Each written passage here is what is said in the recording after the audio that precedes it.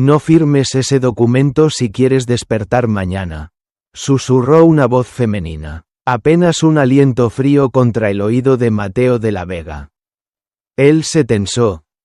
Pero cuando giró la cabeza, solo vio la silueta de una mujer con uniforme de limpieza perdiéndose por el pasillo de servicio. El destino de un imperio de $1.000 millones estaba a punto de sellarse. Y el peligro no venía de sus enemigos públicos, sino del bolígrafo que sostenía en su mano. El salón principal de la mansión de la Vega en la Ciudad de México estaba inundado por la luz de la mañana. El aroma a café de altura y flores frescas ocultaba el olor a traición que flotaba en el aire. Mateo de la Vega, el rey de la hotelería, estaba sentado a la cabecera de una mesa de mármol. A sus 35 años, Mateo era un hombre de facciones duras, ojos que parecían leer el alma de sus rivales y una disciplina que rayaba en lo militar. Frente a él, Camila, su prometida y brillante directora financiera, revisaba los últimos anexos del contrato de fusión con el Grupo Beltrán. A su lado, Diego, el abogado de la familia y amigo de la infancia de Mateo. Mantenía una sonrisa profesional. «Todo está listo, Mateo», dijo Camila, deslizando el documento hacia él. «Con esta firma, los de la Vega controlarán todo el corredor turístico del Caribe. Es el legado de tu padre. Finalmente completo». Mateo extendió la mano hacia su bolsillo para sacar su pluma fuente de oro. Pero Diego se adelantó con un gesto amable. «No busques más, hermano, la tuya se quedó en el despacho. Usa esta, es un regalo por el gran día», dijo Diego, entregándole un bolígrafo de plata pesado, elegante y extrañamente frío. Mateo estaba a punto de presionar la punta contra el papel cuando un recuerdo lo asaltó. 10 minutos antes, mientras caminaba por el pasillo, aquella mujer de azul lo había interceptado. Su mirada no era la de una empleada común. Era la mirada de alguien que había visto el infierno y había regresado. «¿Pasa algo, mi amor?», preguntó Camila, sus dedos rozando sutilmente el hombro de Mateo. Él notó un ligero temblor en la mano de ella. Un detalle casi imperceptible para cualquiera. Pero no para Mateo. «El café está frío», dijo Mateo de repente, dejando el bolígrafo sobre la mesa. «Diego, tráeme uno nuevo de la cocina. No quiero firmar el contrato más importante de mi vida con un mal sabor de boca». Diego asintió, algo rígido, y salió del salón. En cuanto la puerta se cerró, Mateo hizo algo inesperado. Tomó el bolígrafo de plata y lo dejó caer, accidentalmente, en su vaso de agua. Al instante, una pequeña efervescencia casi invisible surgió de la punta. Mateo se levantó sin dar explicaciones a una Camila confundida y salió hacia el área de servicio. Necesitaba encontrar a el fantasma. La encontró en el sótano, en el cuarto de lavandería, donde el vapor y el ruido de las máquinas industriales creaban un ambiente asfixiante. Ella estaba de espaldas, doblando sábanas blancas con una precisión quirúrgica. «¿Quién eres?», preguntó Mateo, su voz resonando por encima del estruendo de las secadoras. La mujer se detuvo, no se sobresaltó, se giró lentamente, revelando un rostro de una belleza severa, sin una gota de maquillaje, y unos ojos grises que brillaban con inteligencia y cansancio. «Alguien que no existe», respondió ella. «Y alguien que acaba de salvarle la vida por segunda vez. Aunque usted no lo sepa». «¿Por qué ese bolígrafo? ¿Qué tiene?» «Toxina de contacto», dijo ella, acercándose un paso. Mateo notó que su uniforme le quedaba grande, como si intentara ocultar su figura. Una mezcla de escopolamina y un derivado de cianuro en dosis mínimas. No lo mataría de inmediato. Causaría un accidente cerebrovascular aparente. Usted quedaría en coma o bajo un estado de confusión total durante 48 horas. Tiempo suficiente para que su prometida y su abogado usen su huella digital para transferir los fondos de reserva a una cuenta en las Islas Caimán.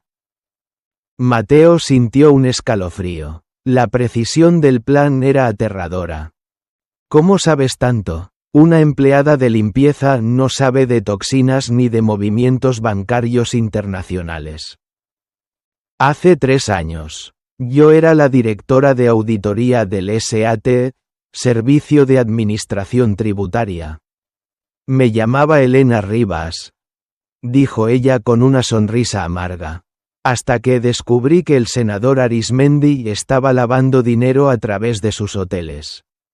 Al día siguiente, mi auto explotó, mi esposo murió, mis registros fueron borrados, me declararon muerta. Ahora, limpio la suciedad de personas como usted para sobrevivir. Mateo regresó a su despacho privado. Llamó a Esteban, su jefe de seguridad personal y el único hombre en quien confiaba plenamente. Esteban, analiza este bolígrafo, y busca a una mujer llamada Elena Rivas en los archivos muertos de hace 3 años. Señor, ¿qué pasa con la firma del contrato? Camila y Diego están impacientes. Diles que me sentí mal. Que la presión me subió. Quiero ver cómo reaccionan cuando el pez no muerda el anzuelo. Horas más tarde, Esteban entró con el rostro pálido. Señor. El bolígrafo tenía una aguja microscópica en el pulsador. Si usted hubiera presionado para escribir, la toxina habría entrado en su torrente sanguíneo. Y sobre Elena Rivas. Ella tiene razón. Hubo un escándalo de corrupción enorme. Ella fue la chivo expiatorio. La borraron del mapa. Mateo apretó los puños. La furia crecía en su pecho. Pero sabía que no podía actuar impulsivamente. Si Camila y Diego tenían el respaldo de un senador como Arismendi, un ataque directo sería su fin. Mateo bajó de nuevo al sótano. Elena estaba por terminar su turno. Elena, la llamó. Ella se detuvo bajo una luz amarillenta que parpadeaba. Ellos creen que soy un idiota. Creen que ya ganaron. La arrogancia es el punto ciego de los poderosos. Mateo, respondió ella sin mirarlo. Necesito que trabajes para mí. Pero no limpiando sábanas. Quiero que me ayudes a desmantelarlos desde adentro. Tú conoces sus rutas financieras. Yo tengo el acceso. Elena se rió, una risa seca y carente de alegría. ¿Confiar en un de la Vega? Ustedes son parte del problema. Yo no sabía lo de Arismendi. Mi padre manejaba esas cuentas antes de morir. Si me ayudas a limpiar mi empresa, yo te ayudaré a recuperar tu nombre. Te daré los recursos para hundir a Arismendi. Elena guardó silencio durante lo que pareció una eternidad. El sonido del vapor escapando de las tuberías era lo único que se escuchaba. Finalmente, ella lo miró directamente a los ojos. Si acepto, no habrá vuelta atrás. No quiero su dinero. Mateo, quiero ver el fuego en sus ojos cuando se den cuenta de que la muerta fue la que les quitó todo. Trato hecho, dijo Mateo, extendiendo la mano. Elena no estrechó su mano. En su lugar, le entregó un pequeño dispositivo USB que llevaba oculto en su zapato. Empiece por revisar la carpeta de gastos de mantenimiento de Camila de los últimos 6 meses. Encontrará que su boda no es lo único que ella está planeando. Mateo subió a su oficina. Al abrir el archivo, descubrió la verdadera magnitud de la traición. Camila no solo quería su dinero. Ella estaba financiando una campaña política secreta para Arismendi con los fondos de Mateo. Y lo peor, había un seguro de vida a nombre de Mateo. Firmado recientemente. donde Camila era la única beneficiaria en caso de muerte accidental. Mientras Mateo observaba la pantalla, escuchó pasos suaves. Era Camila. Entró en la habitación con una bata de seda roja, sosteniendo una copa de vino. «Te ves cansado, mi vida», dijo ella, acercándose y rodeando su cuello con sus brazos. «¿Por qué no dejamos los negocios por hoy? Mañana firmarás ese contrato y seremos los dueños del mundo». Mateo la miró a través del reflejo del monitor. Por primera vez, no vio a la mujer que amaba, sino a un depredador hambriento.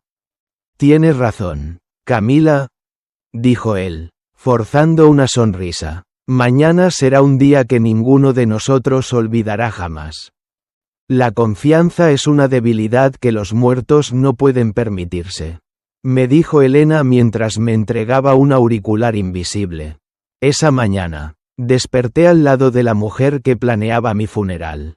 Camila dormía con la tranquilidad de un ángel, sin saber que el hombre a su lado ya no era su prometido, sino su verdugo. El juego de espejos había comenzado.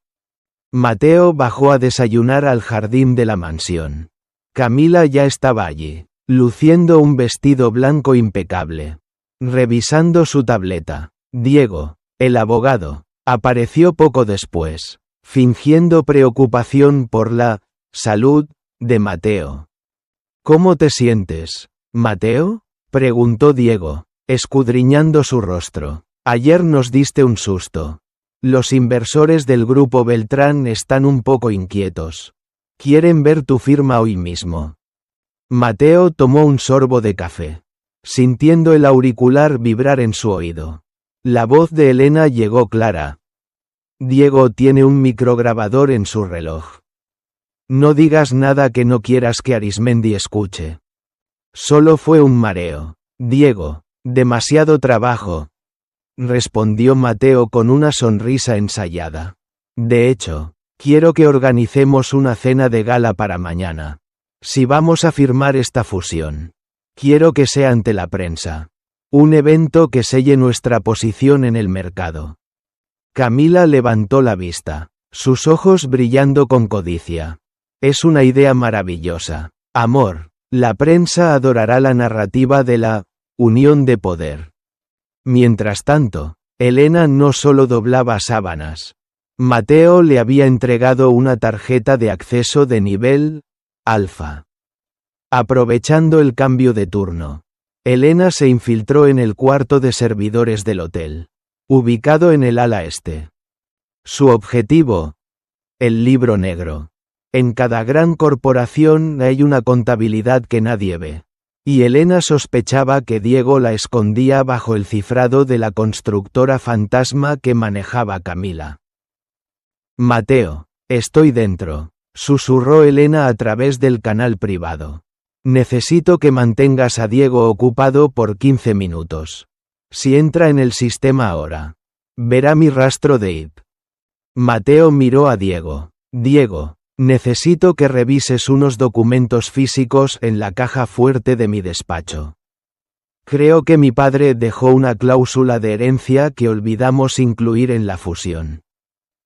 Diego, movido por el miedo a que algo arruinara el plan, se levantó de inmediato y subió las escaleras.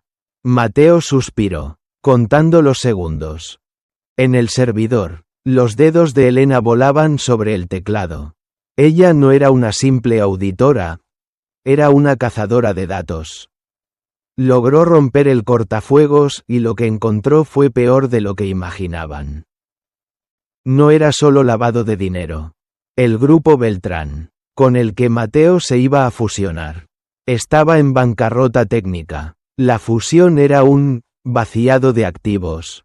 Iban a usar la solvencia de los hoteles de Mateo para pagar las deudas del senador Arismendi, dejando a Mateo como el responsable legal de un fraude multimillonario. «Mateo, sal de ahí», dijo Elena, su voz cargada de urgencia. «No solo quieren tu dinero. Han emitido una orden de compra de medicamentos restringidos a tu nombre a través de una farmacia clandestina. Planean simular que tienes una adicción. Si mueres o quedas incapacitado, la autopsia mostrará una sobredosis. Mateo sintió un nudo en el estómago. Miró a Camila, que cortaba una fruta con delicadeza. Aquella mujer era un monstruo. Esa tarde, Mateo citó a Elena en una suite vacía del piso 20 del hotel. Ella entró por el conducto de servicio, todavía vestida con su uniforme de limpieza manchado. Tenemos que ir a la policía. Elena, esto es intento de asesinato, dijo Mateo, caminando de un lado a otro. ¿A qué policía?, replicó Elena con frialdad. ¿A la que Arismendi tiene en su nómina? ¿O al fiscal que debe su puesto a las donaciones de Camila? Si vas por el camino legal, estarás arrestado antes de llegar al juzgado. Mateo se detuvo y la miró. Entonces, ¿qué sugieres? Hacer que se destruyan entre ellos. Elena sacó un mapa de las conexiones de Arismendi.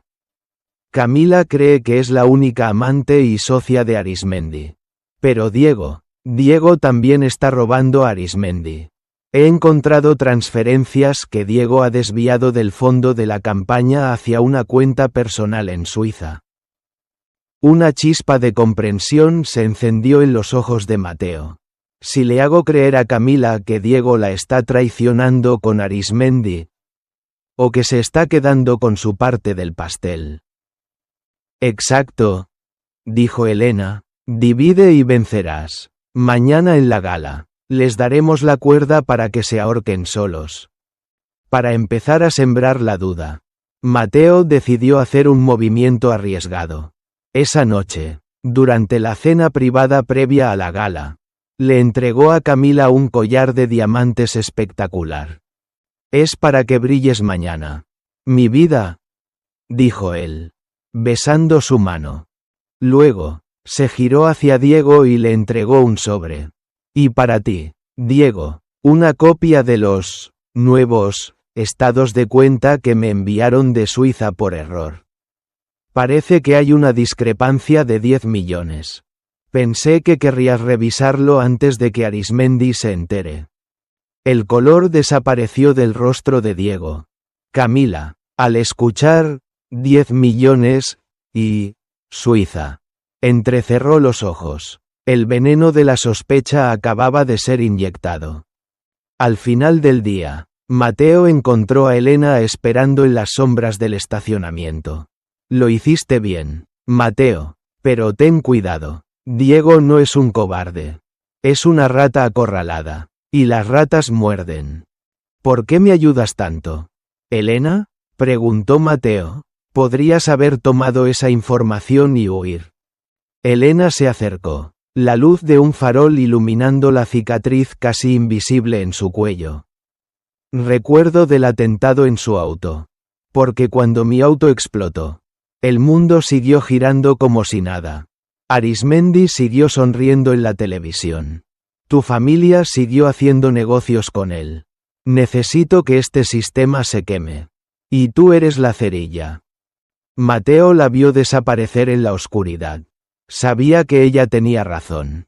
Él era el instrumento de una venganza que era mucho más grande que su propia fortuna. Mañana, en la gala, el mundo vería a Mateo de la Vega firmar su destino. Pero lo que nadie sabía era que la pluma que usaría no escribiría un contrato, sino una sentencia de muerte para sus enemigos. Hay dos formas de destruir a un enemigo: cortándole la cabeza o haciendo que se devore a sí mismo. Me susurró Elena mientras ajustaba mi corbata en el área de servicio. Esa noche, el Hotel Imperial Reforma brillaba con la opulencia de 1000 cristales, pero bajo el mármol y las alfombras rojas. Estábamos cavando una tumba. Camila lucía el collar de diamantes que le regalé. No sabía que cada piedra en su cuello era un clavo en su ataúd. El salón estaba abarrotado. La élite política y empresarial de México se había dado cita para presenciar la fusión del siglo. Cámaras de televisión, flashes incesantes y el murmullo constante de la ambición llenaban el aire. Mateo caminaba por el salón con una sonrisa de acero, saludando a senadores y magnates, mientras en su oído derecho, la voz de Elena dictaba los movimientos. Mateo, Arismendi acaba de entrar por la puerta norte, dijo Elena desde la sala de monitoreo. Viene con 3 guardaespaldas. Diego está en la barra. Lleva 4 tragos de whisky. Está nervioso. Es el momento de presionar. Mateo se acercó a Diego, quien sostenía su vaso con manos temblorosas después de que Mateo le mencionara los fondos de Suiza. Diego, te veo pálido, dijo Mateo, palmeando su hombro con una calidez falsa. ¿Ya revisaste los documentos que te di? Sería una lástima que Arismendi pensara que su abogado más leal le está mordiendo la mano. Diego tragó saliva, sus ojos saltando hacia el senador Arismendi, que conversaba con Camila a unos metros de distancia. Mateo, hay un malentendido. Puedo explicarlo. No me expliques nada a mí, susurró Mateo al oído de Diego.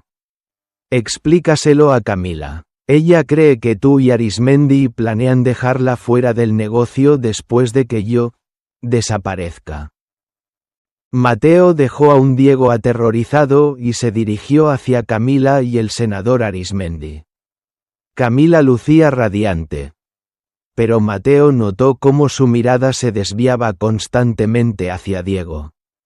El veneno de la sospecha que Mateo plantó la noche anterior estaba floreciendo. Mateo, muchacho, exclamó Arismendi con su voz de barítono impostada. Hoy es un gran día para México. Esta fusión traerá prosperidad. Prosperidad para los que sepan sobrevivir. Senador, respondió Mateo, manteniendo el contacto visual. Por cierto, Camila me contó que usted tiene planes muy particulares para los fondos de reserva. Ella está muy preocupada por la seguridad de la operación en Suiza. Arismendi frunció el ceño. Camila se tensó visiblemente. ¿Suiza?, preguntó Arismendi, mirando a Camila con una frialdad repentina. No recuerdo haber discutido fondos en Suiza contigo. Camila. Senador, Mateo debe haber confundido los términos, balbuceó Camila, lanzándole a Mateo una mirada de furia contenida. Perfecto, Mateo, intervino Elena por el auricular. Ahora, aléjate, deja que el silencio haga el resto del trabajo. Mientras la élite bebía champaña, Elena operaba desde el corazón de la bestia, la sala de seguridad del hotel. Había neutralizado al jefe de cámaras y ahora tenía acceso total no solo al vídeo, sino a los micrófonos ambientales de las suites privadas. Elena observaba las pantallas con una intensidad gélida. Para ella, esto no era solo por Mateo. Era la culminación de 3 años de vivir como una sombra. Vio a Diego hacerle una seña a Camila para que lo siguiera a una de las oficinas privadas del segundo piso.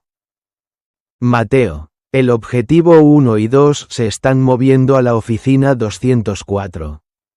Activa el micrófono de tu solapa y acércate a la puerta trasera. Necesitamos que Arismendi escuche lo que van a decir. Mateo se escabulló por el pasillo de servicio, encontrándose con Elena en una zona ciega de las cámaras. Ella le entregó una tableta que transmitía el audio en vivo de la habitación 204. Dentro de la oficina, Diego y Camila estaban a punto de estallar. «Me estás traicionando, Diego», gritó Camila. «Mateo sabe lo de Suiza. ¿Cómo es que él tiene estados de cuenta que solo tú y yo manejamos?» «Yo no hice nada, Camila», rugió Diego. «Es Mateo el que está jugando con nosotros. O tal vez es Arismendi el que quiere deshacerse de ti y me está usando a mí para mover el dinero. Si Arismendi intenta dejarme fuera, quemaré todo, dijo Camila con una voz gélida. Tengo los registros de los sobornos de la campaña. Si yo caigo, él cae conmigo. Mateo, fuera de la puerta, sintió el peso de esa confesión. Elena, a su lado, sonrió por primera vez, una sonrisa que no era de alegría, sino de triunfo absoluto. Tenían la prueba que destruiría al senador. De repente, la puerta se abrió. Diego salió furioso. Pero se detuvo en seco al ver a Mateo y a Elena, quien todavía vestía el uniforme de limpieza. ¿Qué hacen aquí?, preguntó Diego, intentando recuperar la compostura. Mateo no respondió. Elena dio un paso al frente. Hola, Diego, ¿todavía te acuerdas de Elena Rivas?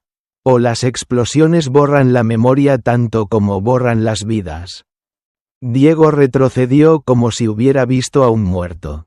Camila salió de la oficina, su rostro transformándose de la sorpresa al terror absoluto al reconocer a la mujer que ella misma había ordenado eliminar.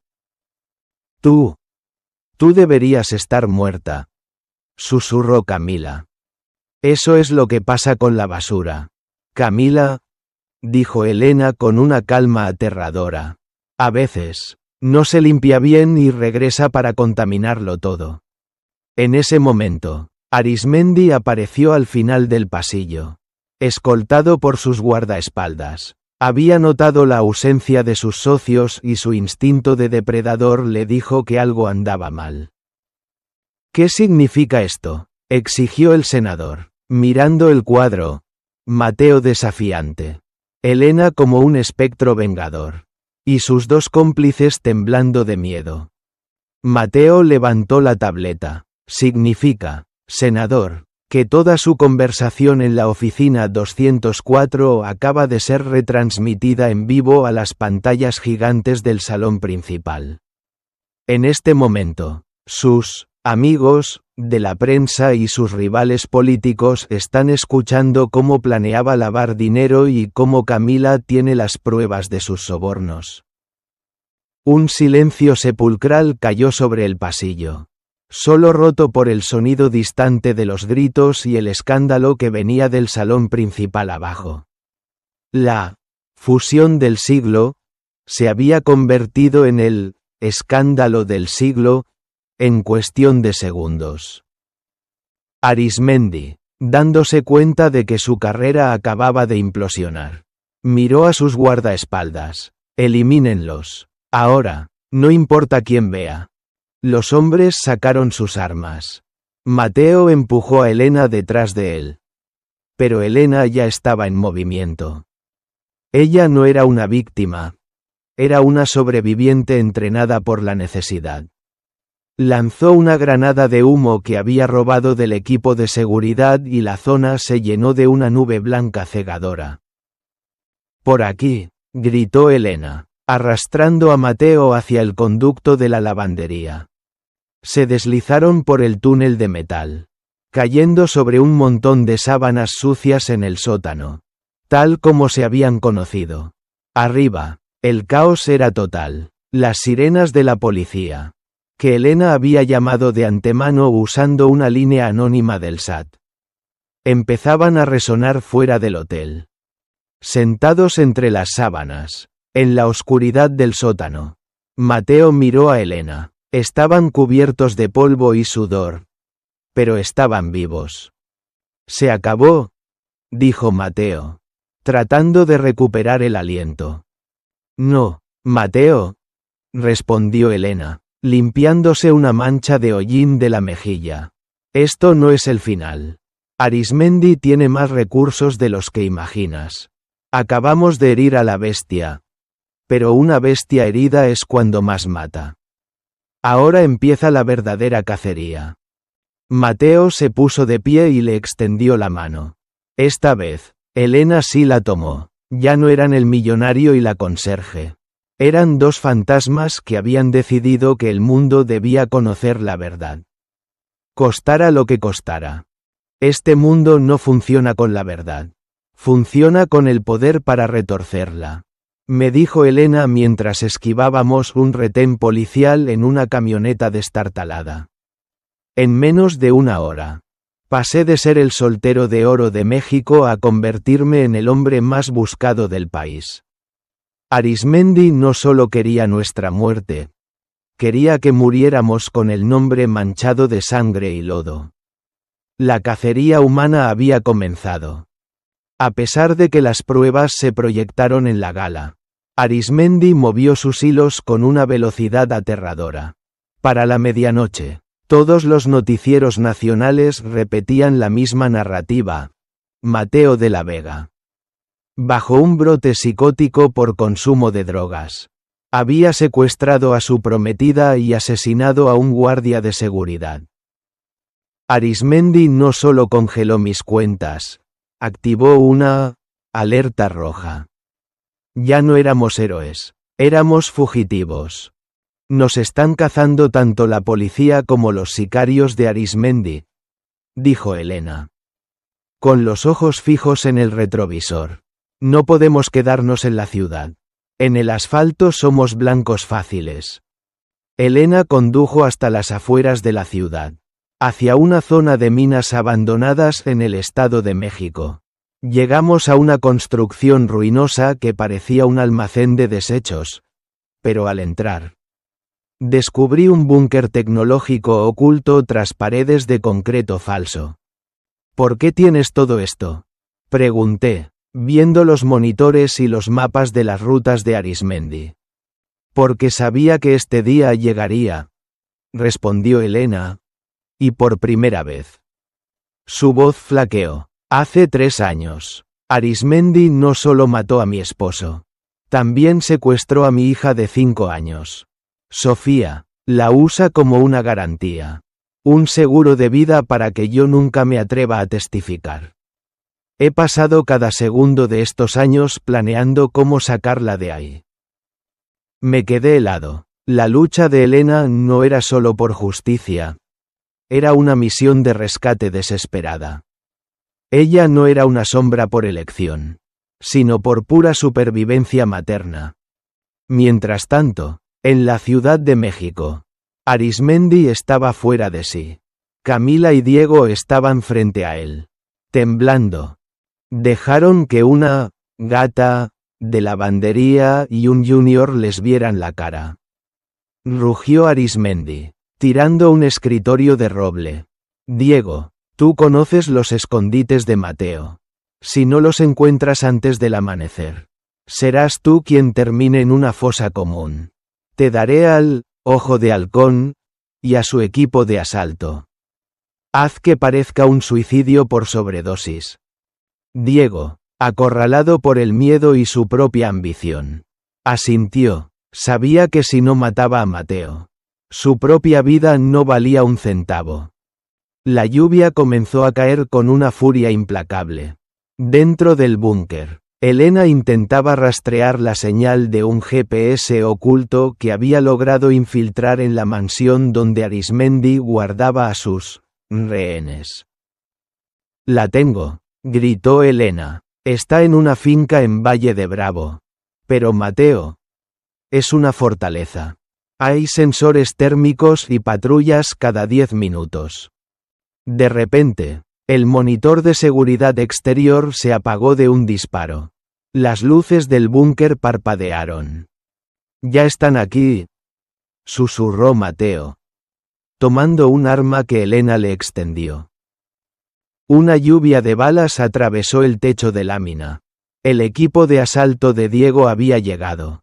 La mina se llenó de humo y estruendo. Mateo, aunque nunca había disparado contra alguien, siguió las instrucciones de Elena. Usaron el sistema de ventilación para lanzar gas lacrimógeno y crear una distracción. En medio del caos, Diego apareció entre la niebla, con los ojos inyectados en sangre. Mateo, solo si tú mueres yo puedo seguir viviendo, gritó Diego, apuntando a su antiguo amigo. Mateo lo miró con una mezcla de lástima y asco. Ya estás muerto. Diego, vendiste tu alma hace mucho tiempo. Antes de que Diego apretara el gatillo, una detonación seca resonó en la mina. Elena, con una puntería quirúrgica, le dio en el hombro. Desarmándolo, Diego cayó al suelo, gimiendo, mientras el búnker comenzaba a incendiarse por una granada incendiaria. Logramos salir por un túnel de ventilación justo antes de que el búnker explotara. Nos quedamos en la cima de un cerro, viendo cómo las llamas se mezclaban con la lluvia torrencial. No nos quedaba nada, ni dinero, ni refugio, ni amigos. Me acerqué a Elena y tomé sus manos, que temblaban por el frío y la adrenalina. Elena, mírame, le dije con firmeza. Ya no soy el heredero de los de la Vega. No tengo mi fortuna, ni mi nombre, pero te juro por la memoria de mi padre que no me detendré hasta que Sofía esté en tus brazos y Arismendi esté bajo tierra. Elena me miró con lágrimas mezcladas con lluvia. ¿Por qué, Mateo? Podrías haber huido a otro país con lo que te quedaba de efectivo. Porque tú me enseñaste que la verdad vale más que el oro, respondí. Y porque ya no voy a dejar que camines sola en esta oscuridad. Cuando el primer rayo de luz gris del amanecer atravesó las nubes, revisamos el contenido de un maletín que Elena había logrado rescatar. No solo eran datos financieros, era la llave maestra, los registros de las propiedades ocultas del senador y la ubicación exacta de la habitación de Sofía. Mañana se acaba esto, Elena, dije, subiendo a un viejo auto robado. Mañana, el mundo conocerá el verdadero rostro del monstruo. Dicen que el momento más oscuro es justo antes del amanecer. Pero para nosotros, la oscuridad era una aliada. Susurré mientras ajustaba mi chaleco táctico frente a la mansión fortificada de Arismendi en Valle de Bravo.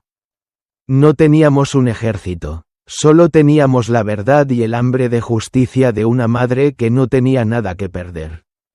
Esa noche, el imperio del miedo que Arismendi construyó durante décadas estaba a punto de arder.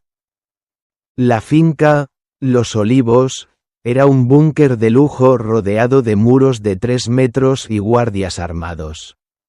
Mientras la policía buscaba a Mateo en los aeropuertos, él y Elena ya estaban dentro del perímetro, gracias a los códigos que Elena había extraído de la computadora de Diego. Mateo, el cuarto de Sofía es el que tiene la ventana reforzada en el ala norte, susurró Elena por el intercomunicador. Yo iré por ella. Tú tienes que llegar al despacho de Arismendi y activar la transmisión global. Si muero, asegúrate de que el mundo vea esos archivos. Nadie va a morir hoy. Elena, respondió Mateo con una determinación que no sabía que poseía. Mateo se filtró por la biblioteca. Pero antes de llegar al despacho, una figura elegante lo esperaba en la oscuridad, apuntándole con una pistola pequeña de plata. Era Camila. Siempre fuiste tan predecible, Mateo, dijo ella con una sonrisa gélida. Viniste a jugar al héroe. Arismendi ya dio la orden. En cuanto firmes tu confesión, te entregaremos a los sicarios del cartel. Camila, mira a tu alrededor, dijo Mateo, acercándose lentamente. Diego está muerto. Arismendi te usará como carnada en cuanto la policía llegue. ¿De verdad crees que él compartirá su poder contigo? Él me necesita, replicó ella. Pero su mano empezó a temblar. No. Él necesita un culpable. Y esa vas a ser tú. Elena ya envió los registros de tus cuentas personales a la Fiscalía Internacional. En este momento, eres la mujer más buscada por lavado de dinero en el mundo. El pánico cruzó el rostro de Camila. En ese segundo de duda, Mateo se lanzó sobre ella, desarmándola y dejándola encerrada en la cava de vinos. La mujer que alguna vez amó ahora no era más que una sombra patética de su propia ambición. Mateo irrumpió en el despacho de Arismendi. El senador estaba allí, tranquilo, fumando un puro mientras observaba las noticias de su propia victoria en la televisión. «Llegas tarde, muchacho», dijo Arismendi sin inmutarse. «Mi equipo ya está borrando cualquier rastro de Elena Rivas del sistema. Mañana, tú serás solo un titular sobre un suicidio trágico». «Se equivoca, senador». Mateo conectó el dispositivo USB a la consola central. «No vine a pelear con usted. Vine a abrir las puertas. En todas las pantallas de la mansión. Y simultáneamente en todas las redes sociales y canales que Elena había hackeado». Apareció el rostro de Arismendi discutiendo los sobornos y el secuestro de la hija de Elena. La transmisión era imparable. Arismendi se levantó, enfurecido, sacando un arma de su escritorio. «Voy a matarte con mis propias manos». «Baje el arma, senador». La voz de Elena resonó con una autoridad gélida. Elena entró en el despacho. Pero no estaba sola. Llevaba de la mano a una niña pequeña. Asustada pero ilesa. Sofía. Al ver a la mujer que creía haber destruido. Arismendi retrocedió, tropezando con su propia silla de cuero. «Tú. Deberías estar muerta», balbuceó el hombre que alguna vez controló el destino del país. «Los muertos no olvidan, Arismendi», dijo Elena, con las lágrimas rodando por sus mejillas mientras abrazaba a su hija. «Y hoy, nosotros somos su memoria». Las sirenas de la Marina y la Policía Federal, que ya no podían ignorar la evidencia pública global, rodearon la finca. Arismendi, el hombre que se creía un dios, cayó de rodillas al darse cuenta de que no tenía a dónde huir. 6 meses después. El refugio, Puerto Esperanza, en la costa de Nayarit era un lugar lleno de luz. Ya no había cámaras, ni trajes de seda, ni conspiraciones. Mateo estaba en el muelle, ayudando a descargar suministros para la escuela comunitaria que él y Elena habían fundado con lo que quedaba de la fortuna lícita de los de la Vega.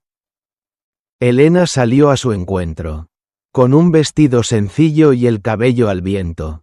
Sofía corría por la playa, riendo con otros niños. «¿Te arrepientes de haberlo perdido todo?», preguntó Elena, entregándole un vaso de jugo fresco. Mateo miró el mar, sintiendo una paz que nunca tuvo en su oficina de cristal en la capital. «No perdí nada, Elena, al contrario, por primera vez en mi vida. Sé exactamente quién soy, y sé que la riqueza no es lo que tienes en el banco, sino la verdad de las personas que tienes a tu lado». Elena apoyó su cabeza en el hombro de Mateo. No hubo necesidad de grandes promesas. Habían sobrevivido al fuego y de las cenizas. Habían construido un imperio de esperanza que nadie podría comprar ni destruir. La cámara se aleja mostrando el refugio mientras el sol se pone en el horizonte, simbolizando que después de la noche más larga, finalmente había llegado el día.